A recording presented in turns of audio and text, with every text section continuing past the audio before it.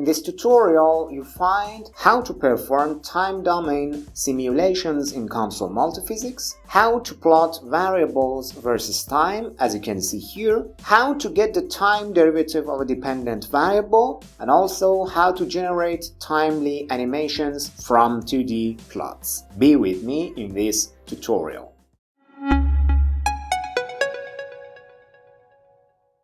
Hi everyone. If you recall, we reached this point. I'm going to simulate this capacitor now in time domain. If you do not know how we reach this point, please refer to the previous video in this playlist so you can follow all steps till here. Okay, let me just disable Streamline and go back direct to study. I want to simulate this capacitor in the time domain. Therefore, I need a time domain study here. Right click on study. Here you can see study steps, and here you can see time dependent. There are various options, but you can select time dependent. Because we are going to perform this in the time, we do not need the stationary study anymore. You can right click on this and disable your study. Now I'm going to the component, Electrostatics, to the terminal.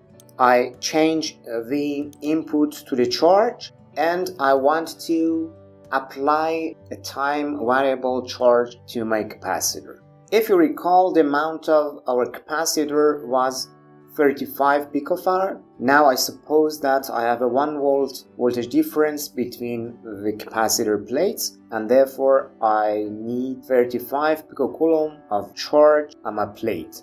I come here, 35.4, E minus 12, that is picocoulomb, but I want this to change sinusoidal with time. I type sine 2 multiplied by pi multiplied by 1 megahertz, that is the omega of 1 megahertz, multiplied by time. Notice that COMSOL Multiphysics recognize t as the time and also recognize this pi as the pi number, and I add a pi divided by 2 here. Why I do this? Because at the start of time the sign would be 0 and the amount of charge would be 0, and this resolves the convergence problem in my study. Okay, everything is good, is in place. I come to study and I should set my time steps. I want to perform the simulation in 2 microseconds, which is 2 cycles at 1 megahertz. Also, I want to do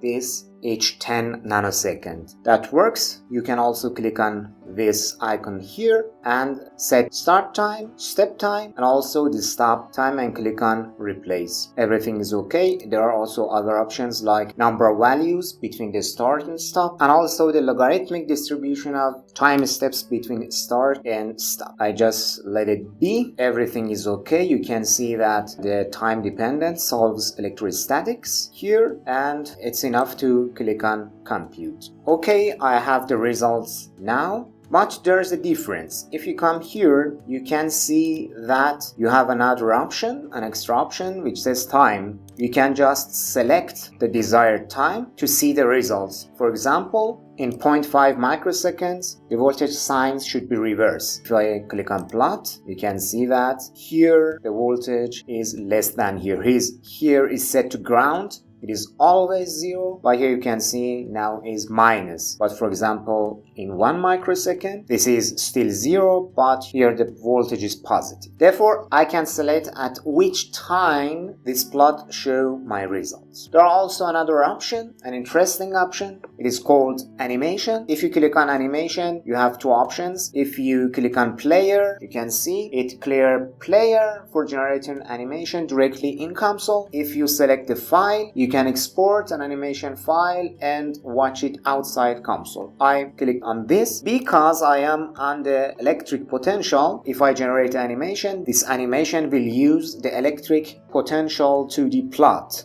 Click on player, and now you can see the change of electric potential versus time. Here you can see the play option. If you play it, you can see here is always 0, is green.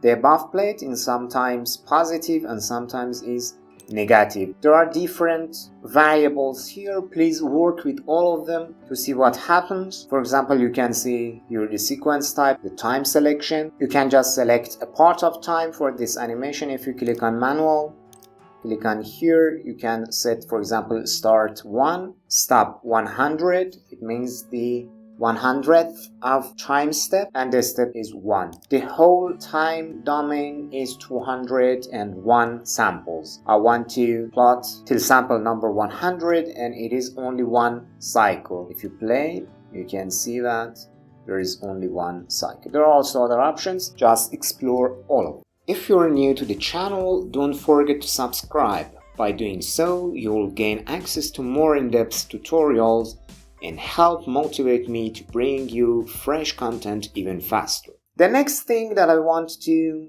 share is how to plot a certain variable versus time. I can here right click on results, add a 1D plot. I change the name of this plot to current and voltage versus time. Okay. I add now a global subplot. A line plot plots a variable on a line in geometry. A point graph plots a variable on a certain point in the graph. In the global, you choose what is placed in the x-axis. I click on global.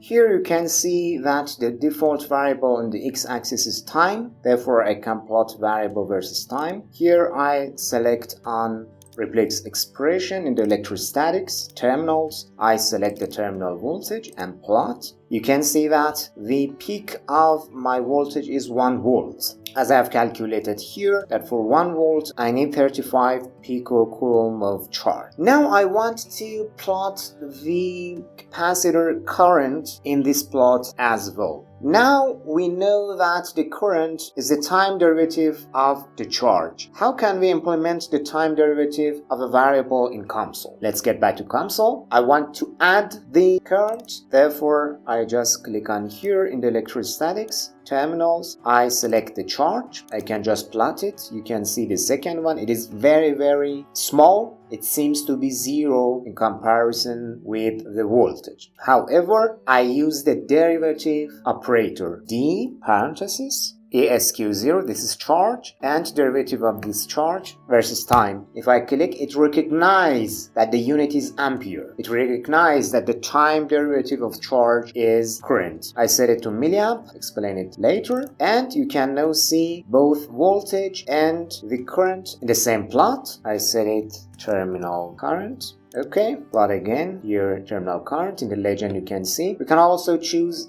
thicker lines here. There's an option, coloring and style, and here you can see width. I set it for example to 4. As you see, our model works correctly, as we know that in a sinusoidal excitation, the capacitor current should lead capacitor voltage 90 degrees. And here you can see this. You first see the peak of the current in time, 90 degrees later you see the peak of the voltage. You see here first the zero crossing of current, and then you see the zero crossing of voltage. The peak of the current is about 0.2 milliampere. We should see if that is correct or not. Let's see it. C equals 35 picofarad. We know that the impedance of the capacitor equals 1 divided by omega c. This is the situation in the constant sinusoidal excitation, which is the case in our study. And omega equals 2 pi f. And in the constant sinusoidal excitation, the amount of current equals V divided by xc divided by impedance. Therefore, the magnitude of the current equals magnitude of the voltage multiplied by 2 pi fc. If I substitute